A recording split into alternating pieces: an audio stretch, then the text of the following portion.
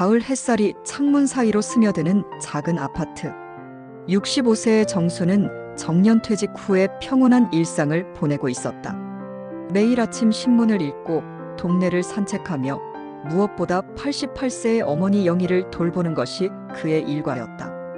영희는 치매를 앓고 있었지만 아직은 일상생활이 가능한 상태였다. 안녕하세요. 저는 정수입니다. 정년퇴직을 한 지 벌써 3년이 되었네요. 처음에는 할 일이 없어서 답답했는데 이제는 나름대로 소소한 즐거움을 찾으며 살아가고 있습니다. 특히 어머니를 모시는 일이 제게는 가장 중요한 일과가 되었어요. 어머니는 몇 년 전부터 치매 증상이 나타나기 시작했습니다. 처음에는 사소한 건망증 정도였는데 점점 심해지더니 이제는 가끔 저조차 알아보지 못할 때가 있어요. 하지만 대부분의 시간은 평범하게 지내시죠. 함께 TV를 보기도 하고 옛날 이야기를 나누기도 합니다. 그런데 어머니에게는 한 가지 이상한 점이 있었습니다. 가끔씩 갑자기 불안해하시며 무언가에 대해 두려워하는 모습을 보이곤 했거든요. 정수야, 내가 나쁜 짓을 했나 봐.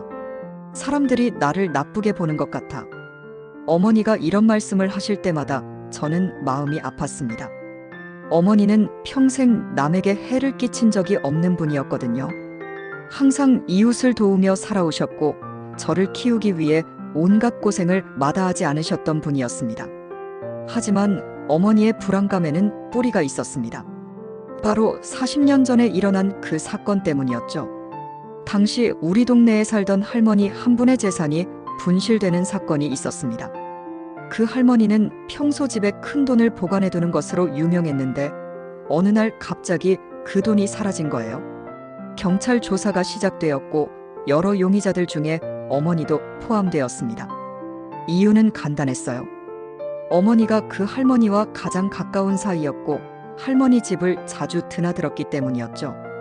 하지만 명확한 증거가 없어서 결국 미제 사건으로 남게 되었습니다. 어머니, 그때 그 일은 이미 다 지난 일이에요. 걱정하지 마세요. 제가 이렇게 위로해도 어머니의 마음 깊숙한 곳에는 여전히 그때의 상처가 남아있는 것 같았습니다. 사람들의 의심스러운 시선, 수군거리는 소리들이 40년이 지난 지금까지도 어머니를 괴롭히고 있었던 거죠. 그 사건 이후로 우리 가족은 조용히 살아왔습니다. 어머니는 더욱 조심스럽게 행동하셨고 이웃들과의 관계도 예전만큼 친밀하지 않게 되었어요.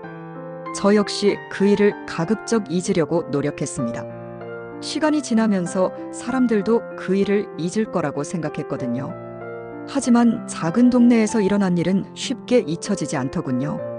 가끔 마주치는 나이든 분들의 눈빛에서 여전히 그때의 의심을 읽을 수 있었습니다. 그럴 때마다 어머니는 더욱 위축되셨고 저는 분노와 무력감을 동시에 느꼈습니다. 어머니가 그런 일을 할 리가 없는데 저는 항상 이렇게 생각했습니다.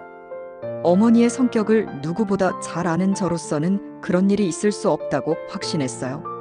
하지만 확신하는 것과 증명하는 것은 다른 문제였죠.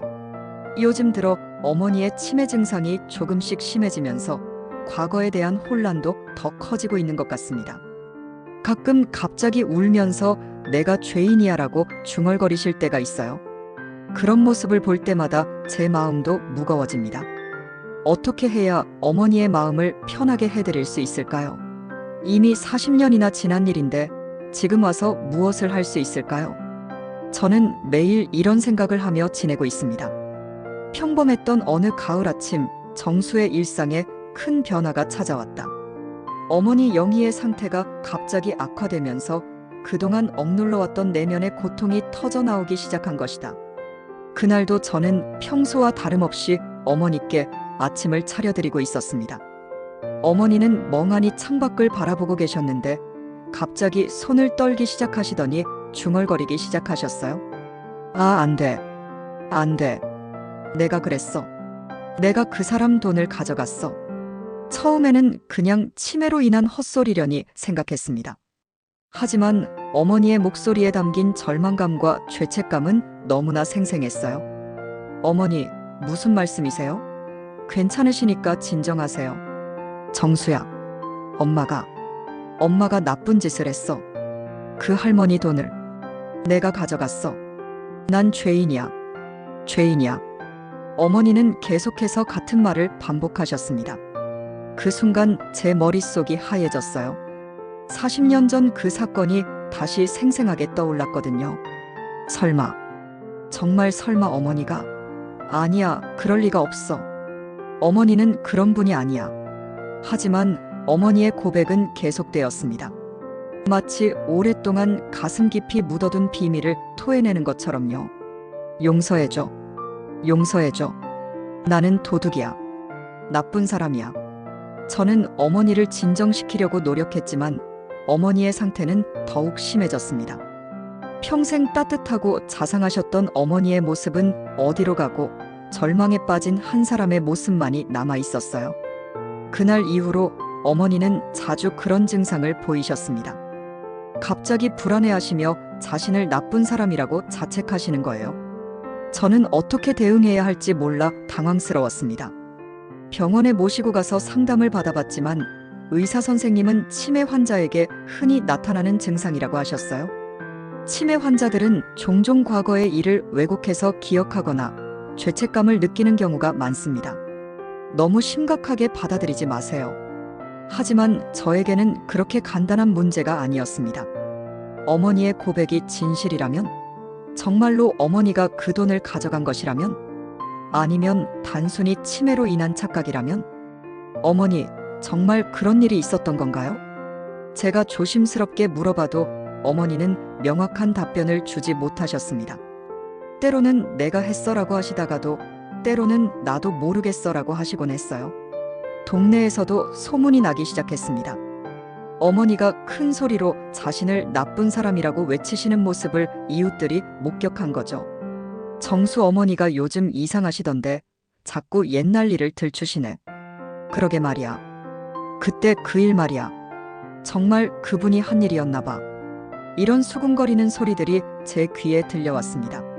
40년 전의 의혹이 다시 고개를 드는 것 같았어요. 저는 견딜 수가 없었습니다. 어머니가 그런 일을 했을 리 없어요. 저는 이웃들에게 강하게 항변했지만 그들의 시선은 여전히 의심스러웠습니다. 어머니 스스로가 인정하고 있는데 무슨 소용이 있겠어요? 그날 밤 저는 잠들지 못하고 계속 생각했습니다. 정말 어머니가 그런 일을 했을까? 평생 남을 위해 살아오신 어머니가 정말 남의 돈을 훔칠 수 있을까? 아니야, 절대 그럴 리가 없어. 어머니는 그런 분이 아니야. 이건 분명 치매로 인한 착각이야. 하지만 의심의 씨앗은 이미 제 마음속에 뿌리를 내리기 시작했습니다. 어머니를 믿고 싶었지만 완전히 확신할 수는 없었어요. 더 큰 문제는 어머니가 느끼는 고통이었습니다. 진실이 무엇이든 상관없이 어머니는 지금 엄청난 죄책감에 시달리고 계셨거든요. 그 모습을 보는 것만으로도 제 가슴이 찢어지는 것 같았습니다. 어떻게 해야 할까? 저는 매일 밤 이런 고민을 했습니다. 그냥 모른 척하고 넘어갈 수도 있었지만 그렇게 되면 어머니는 평생 이 고통을 안고 살아가셔야 했어요. 그리고 주변 사람들의 의심 어린 시선도 계속될 테고요. 그때 저는 결심했습니다. 진실이 무엇인지 반드시 밝혀내겠다고. 어머니가 정말 그런 일을 했다면 책임을 지고 억울한 일이라면 어머니의 명예를 되찾아드리겠다고요. 하지만 40년이나 지난 일을 어떻게 다시 조사할 수 있을까요? 증거도 없고 증인도 거의 없는 상황에서 말이에요. 그럼에도 저는 포기할 수 없었습니다. 어머니를 위해서라도 반드시 진실을 밝혀내야 했어요. 정수는 어머니의 결백을 증명하기 위해 40년 전 사건의 흔적을 찾아 나섰다. 하지만 시간의 벽은 생각보다 높고 견고했다. 기억하는 사람도 없고 남은 증거도 없는 상황에서 그의 노력은 오히려 더 큰 혼란만을 가져다 주었다.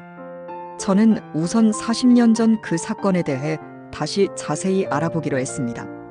당시 신문 기사라도 남아있지 않을까 싶어서 도서관을 찾아갔어요. 하지만 그런 작은 사건이 신문에 날 리가 없었죠. 동네에서 일어난 단순한 분실 사건일 뿐이었으니까요. 그래서 직접 당시를 기억하는 사람들을 찾아다니기 시작했습니다. 하지만 40년이라는 세월은 너무나 길었어요. 당시 어른이었던 분들은 대부분 돌아가셨거나 치매로 기억을 잃으신 상태였습니다. 아, 그 일 말이야. 글쎄, 기억이 가물가물하네. 워낙 오래전 일이라서. 간신히 찾은 몇 분도 정확한 기억을 갖고 있지 않았어요. 세월이 흐르면서 기억은 흐릿해지고 때로는 왜곡되기도 했거든요. 그때 정순의 어머니가 의심받았던 건 맞아. 하지만 정확히 뭐가 어떻게 됐는지는 모르겠어. 이런 애매한 답변들만 들을 수 있었습니다. 오히려 사람들을 만날수록 어머니에 대한 의혹의 시선만 다시 살아나는 것 같았어요. 아직도 그 일 때문에 고생하시는구나. 그때 어머니가 정말 말을 끝까지 하지 않았지만 그들의 눈빛에서 의심을 읽을 수 있었습니다. 저는 점점 절망적인 기분이 들었어요. 어머니께 직접 물어봐도 소용없었습니다. 치매가 진행되면서 과거와 현재, 꿈과 현실이 뒤섞여 있었거든요. 어머니, 그때 정말 어떤 일이 있었던 건가요? 자세히 말씀해 주세요. 나는 그 할머니한테 갔어. 그런데 뭔가 있었어. 돈이 어떻게 됐다는 거예요? 모르겠어. 기억이. 내가 나쁜 짓을 했나 봐. 사람들이 나를 나쁘게 봐. 어머니의 대답은 항상 이런 식이었습니다. 구체적인 내용은 없고 막연한 죄책감만 있을 뿐이었어요. 이런 상황에서 진실을 찾는다는 것은 모래사장에서 바늘 찾기나 다름없었습니다. 더 답답한 것은 주변 사람들의 반응이었어요. 제가 이런 식으로 조사를 하고 다니니까 오히려 사람들은 어머니가 정말 그런 일을 했다고 확신하기 시작했습니다. 괜히 잠든 사자를 건드리는 거 아니야? 이미 다 지난 일인데 왜 자꾸 들춰내려고 하는 거지? 정수도 참 답답하네. 어머니가 스스로 인정하고 있는데 뭐가 더 필요해? 이런 말들을 들을 때마다 제 마음은 무너졌습니다. 어머니의 결백을 믿고 있다고 생각했는데 가끔은 저 자신도 확신이 서지 않을 때가 있었거든요. 정말 어머니가 정말 그런 일을 하셨던 걸까? 이런 의심이 제 마음속을 스쳐 지나갈 때마다 자책감이 밀려왔습니다. 어떻게 자식이 어머니를 의심할 수 있을까요? 하지만 의심은 쉽게 사라지지 않았어요. 어머니의 상태는 계속 악화되었습니다. 제가 조사를 할수록 어머니는 더욱 불안해하셨고 자책하는 말씀을 더 자주 하셨어요. 정수야, 엄마 때문에 고생하지 마. 엄마는 죄인이야. 나쁜 사람이야. 어머니, 그런 말씀 마세요. 저는 어머니가 그런 분이 아니라는 걸 알아요. 아니야. 나는 그 돈을. 기억이 안 나. 하지만 분명히 내가 잘못했어. 어머니와 이런 대화를 나눌 때마다 제 마음은 찢어지는 것 같았습니다. 어머니는 자신이 죄인이라고 믿고 계셨고 저는 그것을 부정할 명확한 근거가 없었거든요. 밤마다 저는 잠들지 못하고 뒤척였습니다. 어머니의 고통스러운 모습이 계속 떠올랐어요. 평생 착하게 살아오신 어머니가 마지막 순간에 이런 고통을 받아야 하는 게 너무 억울했습니다. 그런데 더 절망적인 것은 저 자신이었어요. 어머니를 믿고 싶었지만 완전히 확신할 수 없었고 진실을 밝히고 싶었지만 방법을 찾을 수 없었거든요. 도대체 어떻게 해야 하는 거야? 절망에 빠진 정수에게 뜻밖의 방문객이 찾아왔다. 바로 40년 전 사건의 핵심 인물이었던 상만이었다. 70세가 된 그는 지역사회에서 존경받는 원로로 자리매김하고 있었다. 현관벨이 울리자 저는 문을 열었습니다. 그곳에는 정장을 말끔하게 차려입은 상만 씨가 서 있었어요. 40년 전 그 사건 당시 가장 중요한 증인이었던 분이었죠. 정수야, 오랜만이다. 어머니 상태가 어떠시냐? 상만 씨의 얼굴에는 걱정스러운 표정이 가득했습니다. 언뜻 보기에는 진심으로 염려하는 것 같았어요. 하지만 제게는 왠지 어색한 느낌이 들었습니다. 상만 아저씨. 들어오세요. 어머니는 많이 힘들어하고 계세요. 그럴 거야. 나이도 많으시고 치매까지. 참 안타깝다. 상만 씨는 거실에 앉으며 한숨을 쉬었습니다. 그의 옷차림새를 보니 예전과는 달리 꽤 부유해 보였어요. 비싼 시계, 고급 정장, 그리고 자신감에 찬 태도까지. 40년 전의 그와는 완전히 다른 모습이었습니다. 요즘 동네에서 소문이 많이 나던데 어머니가 옛날 일을 자꾸 언급하신다면서. 네, 자꾸 자신이 나쁜 일을 했다고 하세요. 그때 그 일 말이에요. 상만 씨의 표정이 순간 굳어졌습니다. 하지만 금세 다시 부드러운 미소를 지었어요. 아이고, 그 일은 이미 다 지난 일인데 치매 때문에 헛소리를 하시는 거야. 너무 심각하게 받아들이지 마라. 하지만 어머니가 너무 괴로워하세요. 혹시 아저씨가 기억하시는 게 있나요? 그때 정확히 어떤 일이 있었는지. 제가 이렇게 묻자 상만 씨는 잠시 망설였습니다. 그리고는 조심스럽게 말을 이었어요. 그때는 참 복잡한 시기였지. 우리 동네 김할머니가 돈을 잃어버렸다고 하셔서 난리였거든. 하지만 결국 증거가 없어서 흐지부지 되었잖아. 어머니가 정말 그런 일을 했을까요? 글쎄, 나도 모르겠다. 하지만 지금 와서 그 일을 다시 들춰낼 필요가 있을까? 이미 모든 당사자들이 세상을 떠났는데. 상만 씨의 말투에는 어딘지 모르게 경계하는 기색이 있었습니다. 마치 제가 더 이상 파고들지 말기를 바라는 것처럼요. 아저씨는 그때부터 지금까지 계속 이 동네에 사셨죠? 많이 바뀌셨네요. 그때는 정말 어려웠지. 하지만 열심히 살다 보니 이렇게 됐다.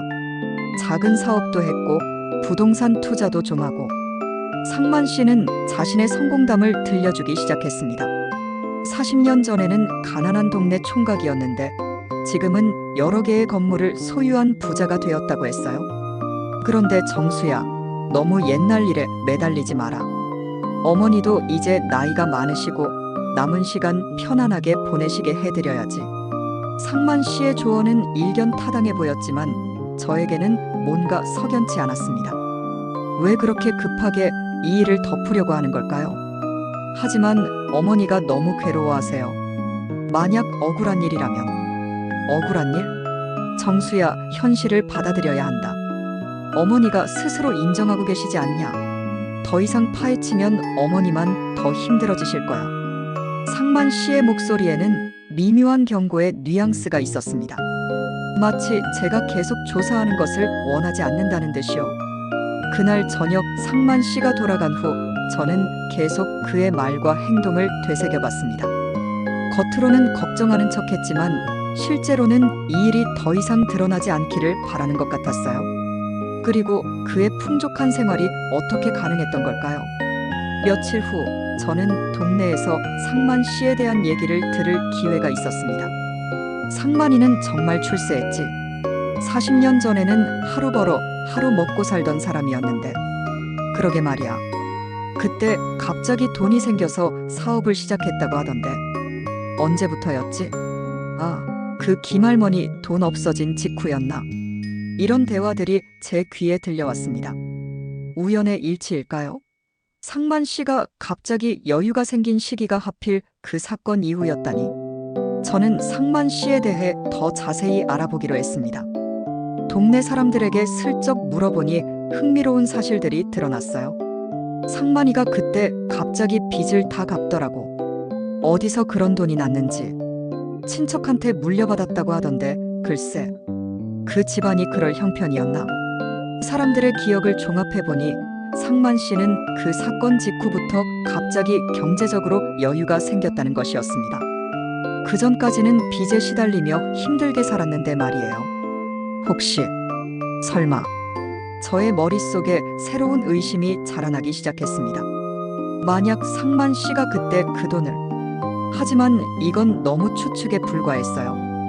확실한 증거도 없이 의심만으로는 안 되겠죠. 며칠 후 상만 씨가 다시 저희 집을 찾아왔습니다. 이번에는 더욱 정중한 태도였어요. 정수야, 어머니 상태는 어떠냐? 혹시 약값이 많이 들면 내가 도와주마. 괜찮습니다. 감사해요. 그런데 요즘 동네에서 내가 옛날 일을 조사하고 다닌다는 소문이 있던데. 정말 그럴 필요가 있을까? 역시나 상만 씨는 제 행동을 견제하고 있었습니다. 그의 표정에서 불안감 같은 것을 읽을 수 있었어요. 어머니가 너무 괴로워하셔서요. 진실이 뭔지 알고 싶습니다. 진실? 진실은 이미 다 알려진 거 아니냐? 더 이상 헛된 희망을 갖지 마라. 그리고 상만 씨는 잠시 멈춘 후 의미심장한 말을 했습니다. 사람은 때로 모르는 게 약이야. 알고 싶지 않은 진실도 있는 법이거든. 그 말이 저에게는 위협처럼 들렸습니다. 마치 더 이상 조사하면 좋지 않은 일이 생길 거라는 경고 같았어요. 상만 씨가 돌아간 후 저는 확신했습니다. 그에게 뭔가 숨기고 있는 것이 있다고.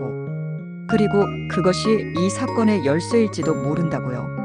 상만의 수상한 행동에 의문을 품던 정수는 어머니의 방을 정리하던 중 뜻밖의 발견을 하게 된다. 낡은 서랍 깊숙한 곳에서 찾아낸 일기장이 40년 묵은 진실의 실마리를 제공한 것이다. 어머니의 상태가 더욱 악화되어 병원에 입원하게 된 어느 날 저는 어머니 방을 정리하게 되었습니다. 오랫동안 사용하지 않던 낡은 서랍장을 정리하는데 맨 아래 깊숙한 곳에서 먼지투성이의 작은 일기장을 발견했어요. 표지가 해져서 거의 알아볼 수 없었지만 어머니의 손글씨로 쓰여진 것이 분명했습니다. 1980년대 초반, 바로 그 사건이 일어난 시기의 일기장이었어요. 떨리는 손으로 일기장을 펼쳤습니다. 어머니의 단정한 글씨로 일상적인 내용들이 적혀 있었는데 그 사건이 일어난 날 전후의 기록이 제 눈에 들어왔어요. 1983년 9월 15일. 오늘 상만이가 찾아왔다. 많이 초췌해 보였다. 비 때문에 고생이 심한 모양이다. 불쌍해서 우리 집에 모아둔 돈을 빌려주었다. 언젠가 형편이 나아지면 갚겠다고 하니 괜찮다고 했다. 제 심장이 뛰기 시작했습니다. 어머니가 상만 씨에게 돈을 빌려준 기록이 있었던 거예요. 그것도 그 사건이 일어나기 불과 며칠 전의 말이죠. 9월 18일. 김할머니 댁에 큰일이 났다. 모아두신 돈이 없어졌다고 하신다. 경찰까지 왔다. 할머니가 너무 속상해하시니 마음이 아프다. 9월 20일. 경찰이 나를 불러갔다. 김할머니와 가까이 지냈으니 혹시 뭔가 알고 있지 않느냐고 물었다. 하지만 나는 아무것도 모른다. 할머니가 그런 일을 당하시다니. 9월 25일. 동네 사람들이 나를 의심하는 눈길로 본다. 너무 속상하다. 나는 그런 일을 할 사람이 아닌데. 상만이도 나를 위로해 주었다. 그가 누명을 쓰신 것 같아 안타깝다고 했다. 일기를 읽으면서 저는 점점 분노가 치밀어 올랐습니다. 어머니는 상만 씨를 도와준 은인이었는데 그가 오히려 어머니를 위로하는 척하고 있었던 거예요. 그런데 일기장의 마지막 부분에서 결정적인 내용을 발견했습니다. 10월 3일.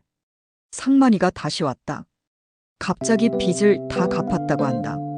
어디서 그런 돈이 생겼느냐고 물었더니 친척이 도와줬다고 한다. 그런데 왜인지 표정이 어두웠다. 혹시 내가 빌려준 돈으로? 일기는 여기서 끝났습니다. 하지만 어머니의 의심은 분명했어요. 자신이 빌려준 돈이 김할머니에게서 훔친 돈과 관련이 있을지도 모른다는 의심 말이에요. 저는 일기장을 꼭 안고 생각에 잠겼습니다. 이제 퍼즐의 조각들이 맞춰지기 시작했어요. 상만 씨는 어머니에게서 돈을 빌려간 것이 아니라 어머니를 이용해서 김할머니의 돈을 훔친 것일지도 모릅니다. 어머니는 상만 씨를 도와주려는 선한 마음으로 집에 있던 돈을 빌려줬는데 그 돈이 사실은 김할머니의 것이었을 가능성이 높았어요. 상만 씨가 어머니를 이용해서 도둑질을 한 거죠. 이런 일이. 저는 분노와 안타까움이 뒤섞인 감정을 느꼈습니다. 어머니는 40년 동안 자신이 나쁜 일을 했다고 생각하며 죄책감에 시달려왔는데 실제로는 자신이 피해자였던 거예요. 하지만 이 일기장만으로는 확실한 증거가 되지 못했습니다. 상만 씨가 정말로 김할머니의 돈을 훔쳤다는 직접적인 증거가 필요했어요. 저는 다시 병원에 있는 어머니를 찾아갔습니다. 일기장을 보여드리며 조심스럽게 물어봤어요. 어머니, 이 일기장 기억나세요?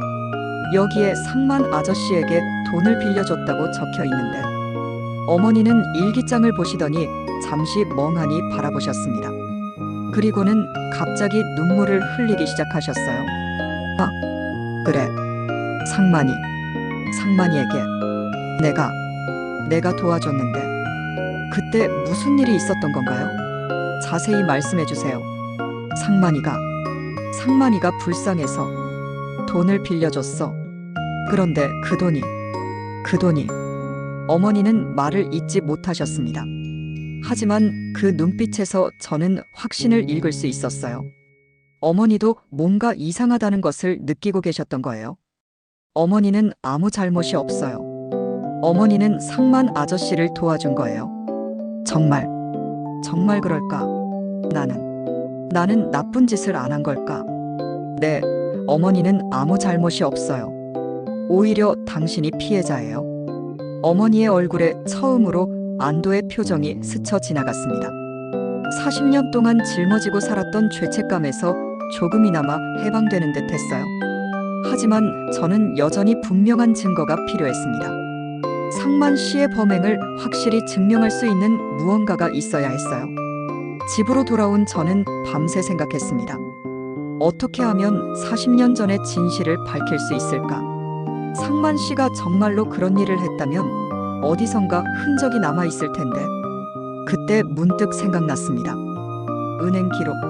만약 상만 씨가 그때 갑자기 큰 돈으로 빚을 갚았다면 은행에 기록이 남아있을지도 모른다는 생각이 들었어요.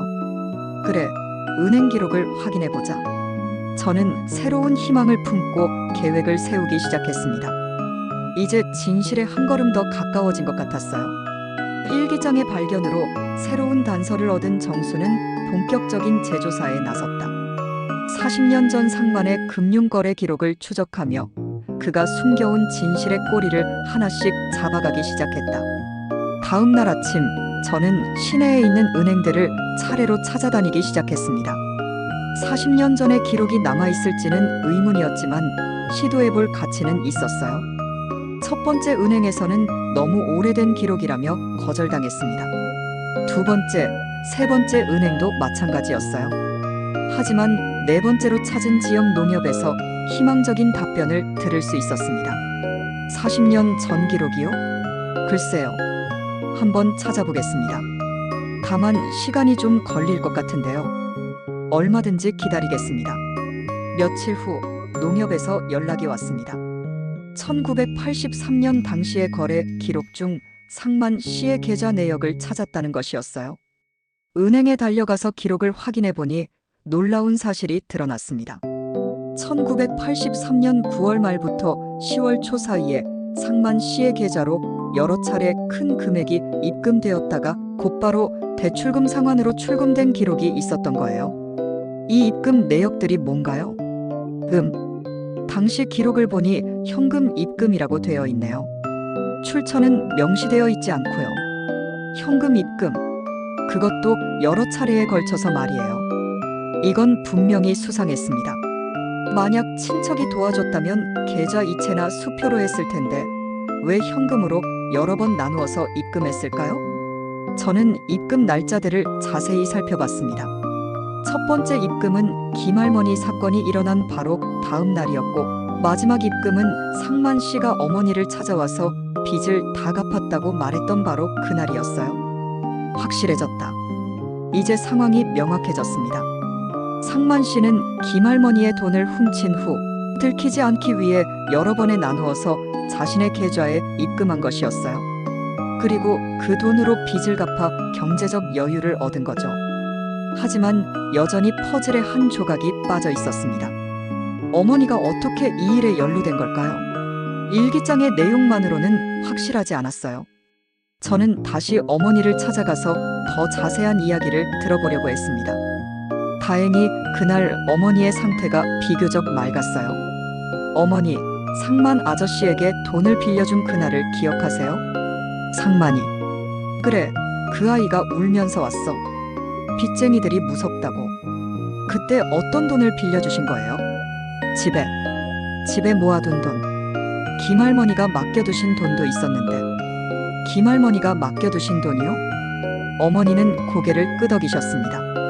그리고 조금씩 기억을 되살리기 시작하셨어요.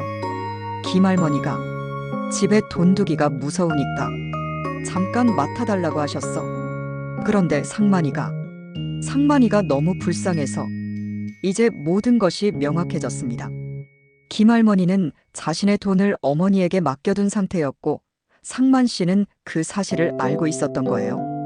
그래서 어머니를 찾아와서 그 돈을 빌려달라고 한 것이었죠. 어머니는 상만 씨를 도와주려는 선한 마음으로 김할머니의 돈까지 빌려줬지만 상만 씨는 그 돈을 갚을 생각이 전혀 없었던 거예요. 오히려 김할머니가 돈을 잃어버렸다고 신고하도록 유도했을 가능성이 높았습니다. 어머니, 그럼 김할머니가 돈을 잃어버렸다고 할 때 상만 아저씨가 뭐라고 했나요? 상만이가 나한테 말하지 말라고 했어. 김할머니가 다른 곳에서 잃어버린 걸 거라고. 그리고 어머니가 용의자가 되셨을 때는요? 상만이가 미안하다고. 나를 의심하는 사람들이 나쁘다고. 완벽한 계획이었습니다. 상만 씨는 어머니를 이용해서 김할머니의 돈을 가져간 후 어머니에게는 비밀로 하라고 했고 어머니가 용의자가 되자 오히려 동정하는 척했던 거예요.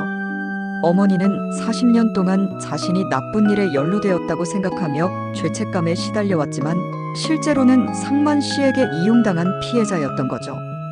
이제 모든 걸 밝혀야 해. 저는 결심했습니다. 이제 충분한 증거가 있었어요. 어머니의 일기장, 은행 거래 기록, 그리고 어머니의 증언까지. 이 모든 것들이 상만 씨의 범행을 가리키고 있었습니다. 하지만 직접적인 대결을 하기 전에 더 확실한 증거를 확보하고 싶었어요. 혹시 다른 증인이나 증거가 더 있지 않을까요? 저는 당시 김할머니와 가까웠던 분들을 찾아다니며 이야기를 들어봤습니다. 그중 한 분이 결정적인 증언을 해주셨어요. 그때 김할머니가 돈을 정수 어머니한테 맡겨뒀다고 하시더라고. 그런데 그 얘기를 상만이도 들었을 거야. 그날 우리가 모여서 얘기할 때 상만이도 있었거든. 정말요? 그래. 그리고 김할머니가 돈을 잃어버렸다고 할 때 상만이가 제일 먼저 경찰에 신고하자고 했어. 지금 생각해보니 이상하네.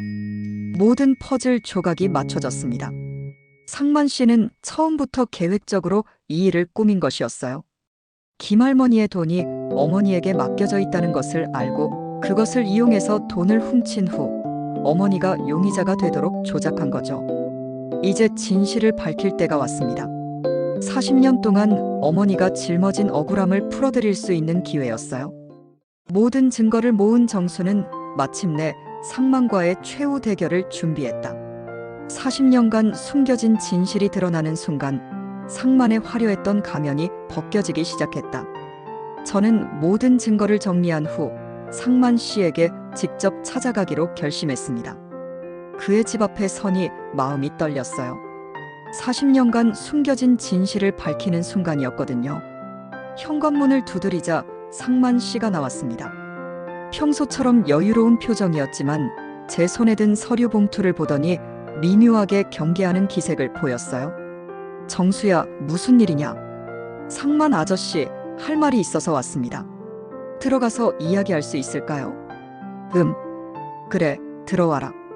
거실에 앉은 저는 천천히 입을 열었습니다. 아저씨, 40년 전 그 일에 대해 진실을 알게 되었습니다. 상만 씨의 얼굴이 순간 굳어졌습니다. 하지만 금세 웃음을 지으며 태연한 척했어요. 진실? 무슨 소리냐? 이미 다 지난 일인데. 어머니의 일기장을 찾았습니다. 저는 일기장을 꺼내 보여주었습니다. 상만 씨의 눈빛이 변했어요. 여기에 아저씨가 어머니에게 돈을 빌렸다고 적혀 있어요. 1983년 9월 15일에 말이죠. 그게 뭐 어떻다는 거냐? 돈을 빌리는 게 죄가 되나? 그 돈이 김할머니 돈이었다는 것도 적혀 있습니다.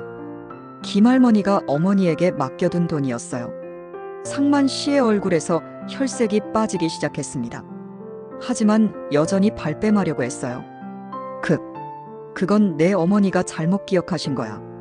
치매도 있으시고. 그럼 이건 어떻게 설명하시겠어요? 저는 은행 거래 내역을 꺼내 보였습니다.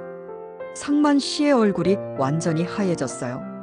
1983년 9월 19일부터 10월 2일까지 아저씨 계좌에 여러 차례 현금이 입금되었습니다. 그리고 그 돈으로 빚을 모두 갚으셨죠.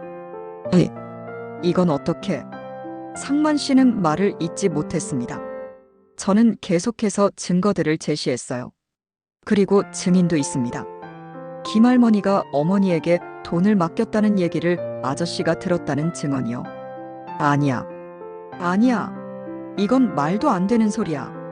상만 씨가 갑자기 소리를 질렀습니다. 하지만 그의 목소리에는 공포가 섞여 있었어요.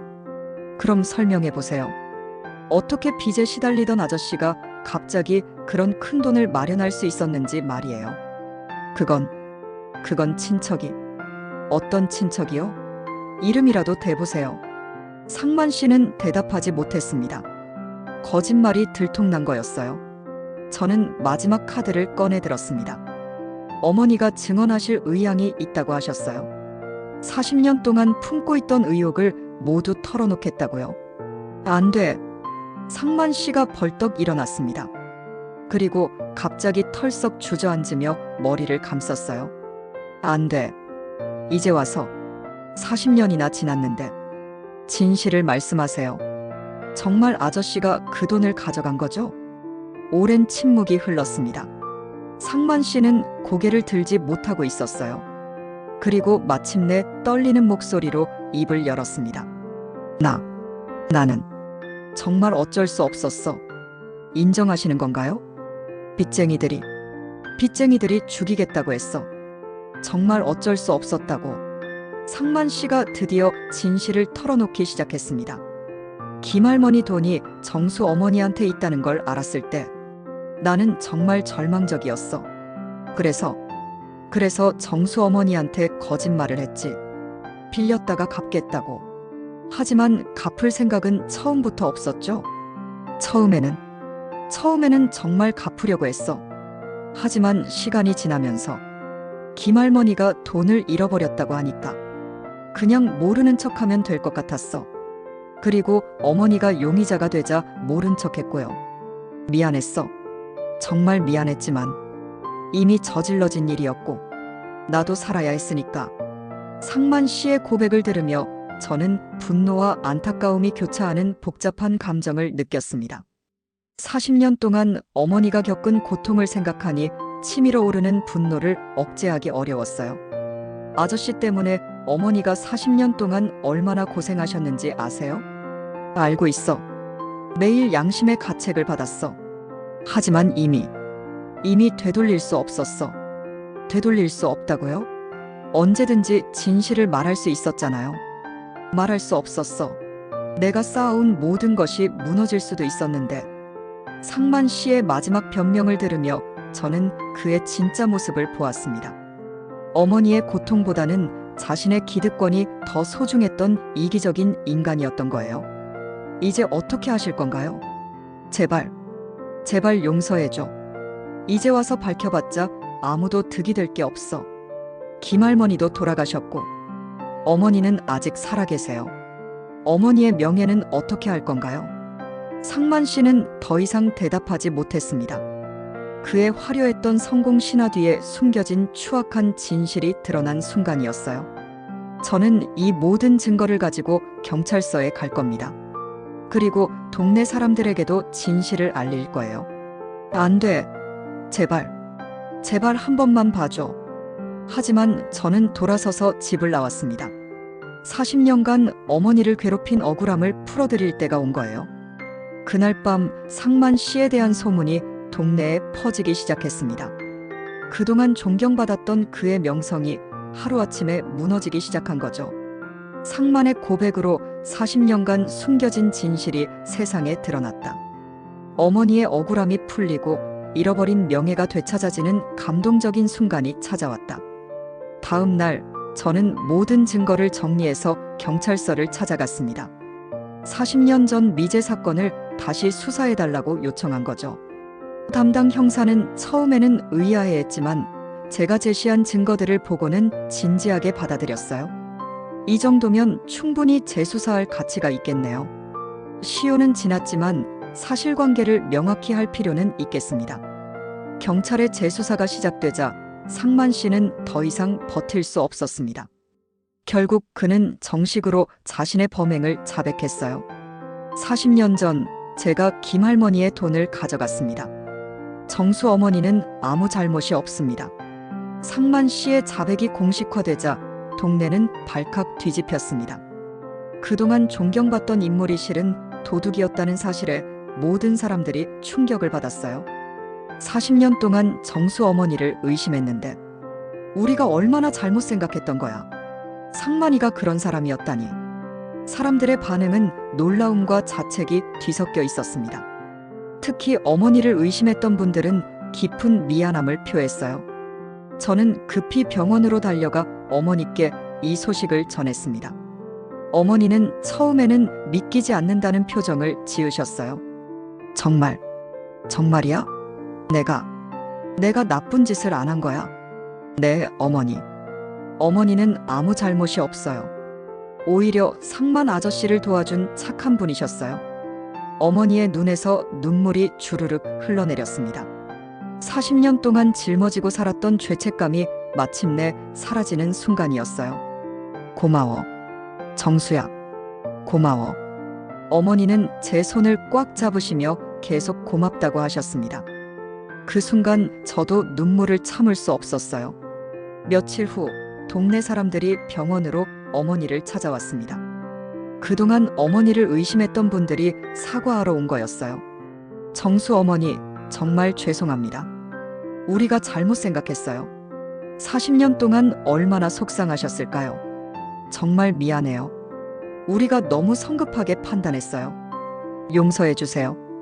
어머니는 그분들의 사과를 따뜻하게 받아주셨습니다. 괜찮아요. 모든 게 다 지난 일이에요. 이제 진실이 밝혀졌으니 됐어요. 어머니의 너그러운 마음에 사람들은 더욱 미안해했어요. 그리고 앞으로는 어머니를 더욱 잘 모시겠다고 약속했습니다. 상만 씨는 그 후 사회적으로 완전히 매장되었습니다. 그동안 쌓아온 명성과 재산이 하루아침에 무너진 거였어요. 사람들의 비난을 견디지 못한 그는 결국 다른 지역으로 이사를 가야 했습니다. 인과응보라는 말이 있잖아요. 나쁜 짓을 하면 언젠가는 대가를 치르게 되어 있어요.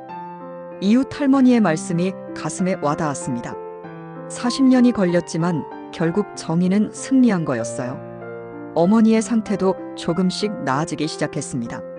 죄책감에서 해방되자 치매 증상도 완화되는 것 같았어요. 무엇보다 어머니의 표정이 밝아졌습니다. 정수야, 이제 마음이 편해졌어. 40년 동안 가슴에 맺혔던 것이 풀린 것 같아. 어머니가 행복하시면 저도 행복해요. 내가 진실을 밝혀줘서 정말 고마워. 내 아들이 자랑스러워. 어머니의 칭찬을 들으며 저는 뿌듯함을 느꼈습니다. 힘들었지만 포기하지 않고 진실을 찾아낸 보람이 있었어요. 동네 분위기도 완전히 바뀌었습니다. 그동안 어머니를 의심했던 사람들이 이제는 어머니를 더욱 존경하게 되었어요. 정수 어머니는 정말 착한 분이셨는데 우리가 오해했어요. 40년 동안 그런 억울함을 혼자 견디셨다니. 정말 대단하세요. 어머니는 다시 동네에 존경받는 어른이 되셨습니다. 아니, 예전보다 더 많은 사랑을 받게 되셨어요. 진실은 언젠가는 드러나게 되어 있어요. 시간이 걸리더라도 말이에요. 저는 이번 일을 통해 중요한 교훈을 얻었습니다. 진실을 포기하지 않고 끝까지 추구하는 것의 중요성을 말이에요. 진실이 밝혀진 후 정수와 어머니의 삶에는 새로운 평화가 찾아왔다. 이 경험을 통해 그들이 얻은 깨달음과 가족 간의 더욱 깊어진 사랑, 그리고 독자들에게 전하는 의미 있는 메시지가 담긴 마무리가 펼쳐진다. 그로부터 몇 달이 지난 후 저는 어머니와 함께 평화로운 일상을 보내고 있었습니다. 40년간 어머니를 괴롭혔던 죄책감이 사라지자 어머니의 치매 증상도 많이 완화되었어요. 의사 선생님도 놀라워하실 정도였습니다. 스트레스가 치매에 미치는 영향이 이렇게 클 줄 몰랐네요. 마음의 짐이 덜어지니까 증상도 좋아지는 것 같아요. 어머니는 이제 예전의 밝은 모습을 많이 되찾으셨습니다. 가끔 깜빡하시는 일은 있지만 자신을 나쁜 사람이라고 자책하는 일은 더 이상 없었어요. 정수야, 엄마가 너를 잘 키운 것 같아. 내가 아니었다면 엄마는 평생 억울하게 살았을 거야. 어머니, 그런 말씀 마세요. 전 당연한 일을 한 거예요. 당연한 일이라고. 40년 전 일을 다시 파헤치는 게 쉬운 일이었을까? 많은 사람들이 그냥 포기했을 거야. 어머니의 말씀을 들으며 저는 그동안의 일들을 되돌아봤습니다. 정말 어려운 과정이었어요. 포기하고 싶었던 순간도 많았고 확신이 서지 않아 괴로웠던 때도 있었거든요. 하지만 어머니를 믿는 마음이 있었으니까 할 수 있었던 것 같아요. 그래, 믿음이 중요하지. 가족 간의 믿음보다 소중한 게 어디 있겠어?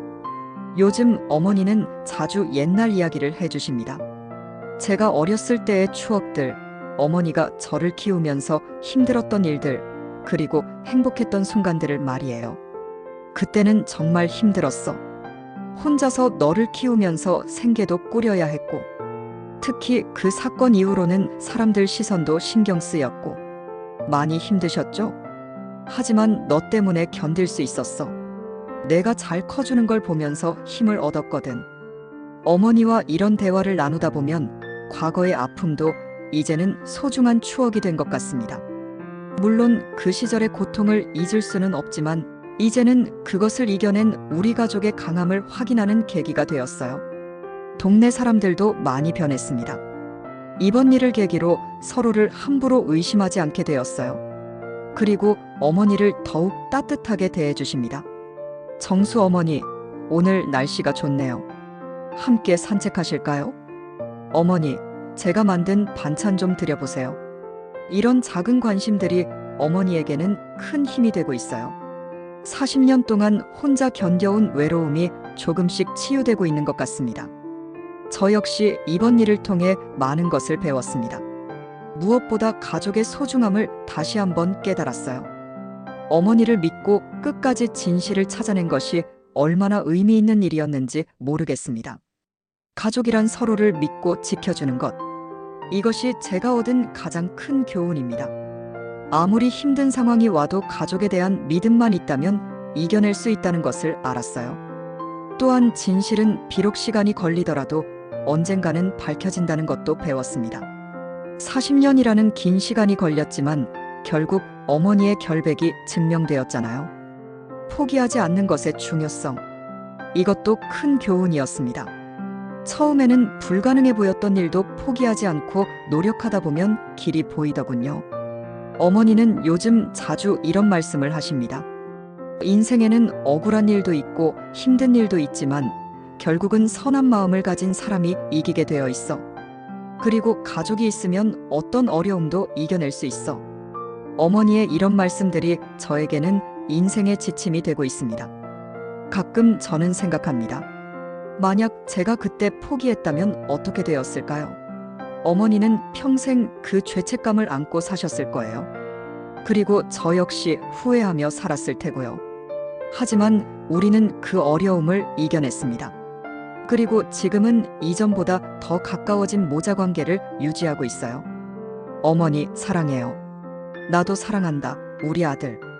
이제 어머니와 저 사이에는 어떤 비밀도, 어떤 의심도 없습니다. 40년간 우리를 괴롭혔던 그 사건은 이제 우리 가족의 유대를 더욱 강하게 만든 소중한 경험이 되었어요. 잃어버린 줄 알았던 어머니의 이름, 그 명예와 존엄이 다시 빛을 찾았습니다. 그리고 우리 가족의 사랑도 더욱 깊어졌어요. 앞으로 어머니와 함께 남은 시간들을 더욱 소중히 여기며 살아갈 생각입니다.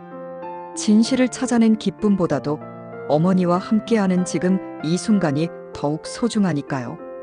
가족의 사랑이야말로 세상에서 가장 강한 힘. 이것이 저희 가족이 40년 만에 되찾은 가장 큰 보물입니다.